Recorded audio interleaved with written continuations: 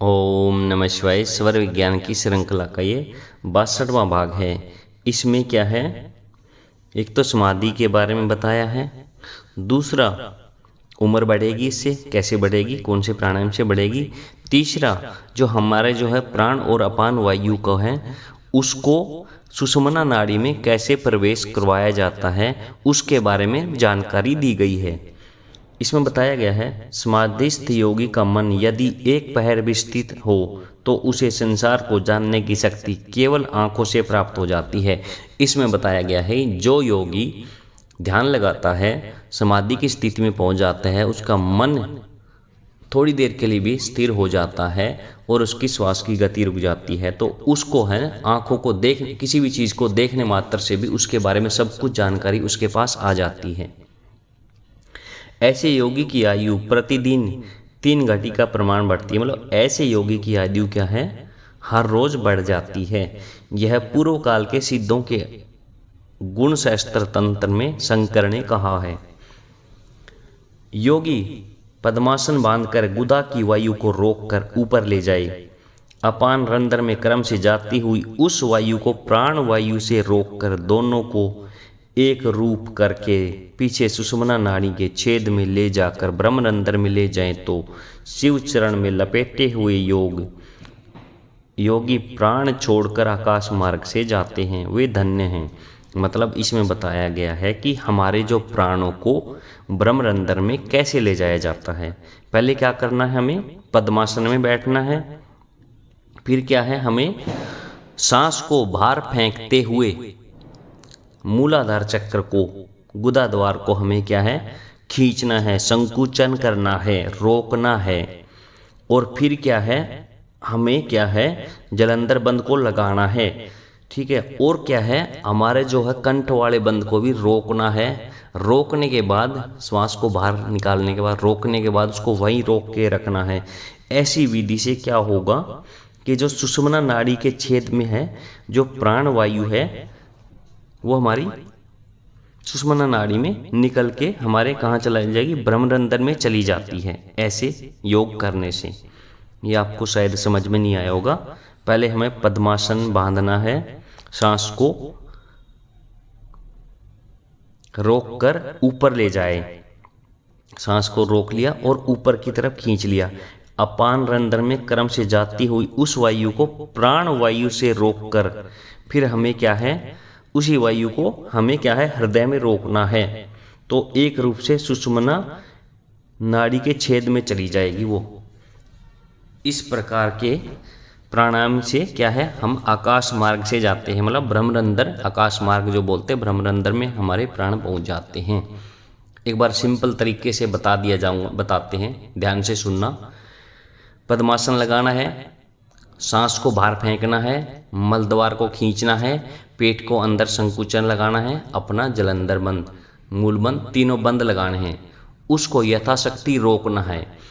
इस तरीके से करने से हमारे जो प्राण हैं सुषुम्ना नाड़ी में प्रविष्ट हो जाते हैं। फिर क्या होता है, वो प्राण हमारे क्या है, ब्रह्मरंध्र में हमारे वहाँ तक पहुँच जाते हैं। इस तरीके से तो ये आपको ये जो प्रैक्टिस करनी है, किसी गुरु से पहले सीख लीजिए, तभी इस प्रैक्टिस को करिए, नहीं तो मत करिए, क्योंकि ये नुकसान भी कर सकती है बिना सीखे अगर करोगे तो।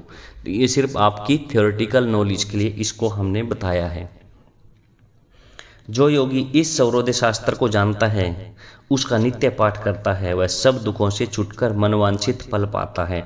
मतलब जिसने स्वर शास्त्र को जान लिया, जिसने स्वर विज्ञान को जान लिया, जिसने अपने स्वरों को, तत्वों को जान लिया, उसको क्या है, मनवांछित फल अपने आप मिलेंगे, उसे किसी चीज़ की जरूरत नहीं पड़ेगी। जिस मनुष्य में स्वर का ज्ञान होता है, उसके पैरों तले लक्ष्मी होती है और उसका शरीर में सदा सुख निवास करता है। मतलब जिसको स्वर का ज्ञान है, जिस मनुष्य को, तो उसके पास लक्ष्मी की कभी कमी नहीं होगी। धन की, किसी चीज़ की, किसी भी चीज़ की, लक्ष्मी मतलब किसी भी चीज़ की कोई कमी नहीं होगी, और हमेशा सुखी रहेगा, उसका शरीर सुखी रहेगा, कभी निरोगी नहीं होगा, जो स्वर के अनुसार काम करेगा। सब वेदों में जैसे ओंकार पूज्य है, उसी तरह ब्राह्मण और भास्कर जैसे पूज्य हैं, वैसे ही मृत्युलोक में स्वर का जानने वाला पूज्य है।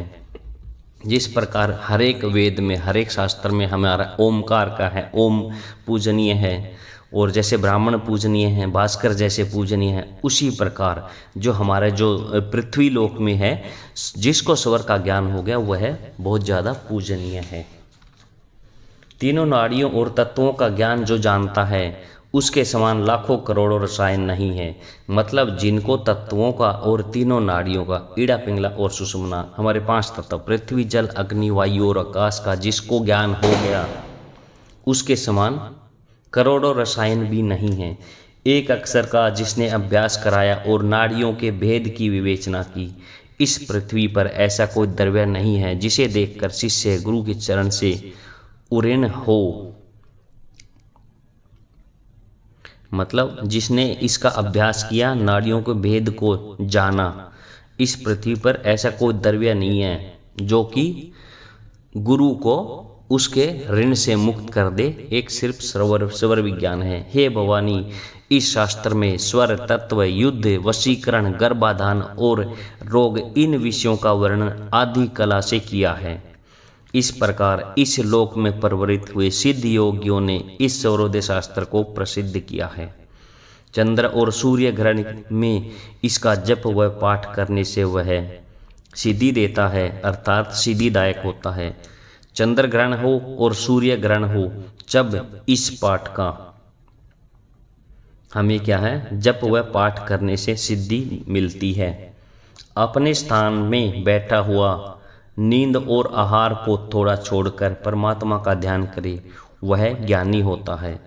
इसी के साथ हमारी जो स्वर विज्ञान की जो श्रृंखला है पूरी हो चुकी है। हमने लगभग पूरा ज्ञान इसमें दे दिया है। थोड़ा सा ज्ञान बचा हुआ था, वो हमने दिया नहीं क्योंकि वो थोड़ा सा अलग तरह का ज्ञान था। तो पूरी सीरीज़ को देखने के लिए, सुनने के लिए आपका बहुत बहुत धन्यवाद, शुक्रिया। Thank you so much. Bye bye.